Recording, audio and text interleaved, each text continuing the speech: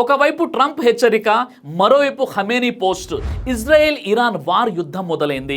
Iran supreme leader ఆయతుల్లా Khamenei యుద్ధం మొదలైంది అంటూ పోస్ట్ చేయడం ఉద్రిక్తతలను మరింత పెంచేలా కనిపిస్తుంది.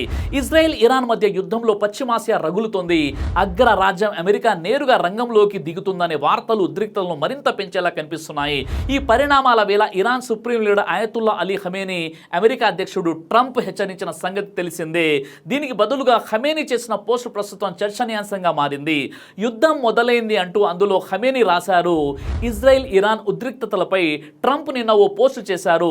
ఖమేనీ ఎక్కడ దాక్కున్నారో తమకు తెలుసని అతను పేర్కొన్నాడు.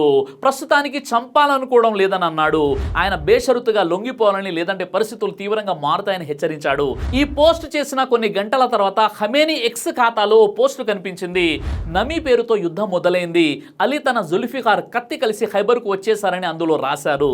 దీంతో పాటు ఖడ్గం పట్టుకొని కోట గేటు వద్ద ఓ వ్యక్తి ఉన్న ఫోటోను దీనికి జత చేశారు. కోటపై నిప్పుల వర్షం కురుస్తున్నట్లుగా ఆ చిత్రంలో ఉంది. ఈ పోస్ట్ చూస్తుంటే యుద్ధం మరింత తీవ్రమయ్యే పరిస్థితులు కనిపిస్తున్నాయి. ఒకవేళ ఇరాన్ ఇజ్రాయెల్ మధ్య యుద్ధం ఇలాగే కొనసాగితే ఇది మూడో ప్రపంచ యుద్ధానికి దారితీసే అవకాశం ఉంటుంది.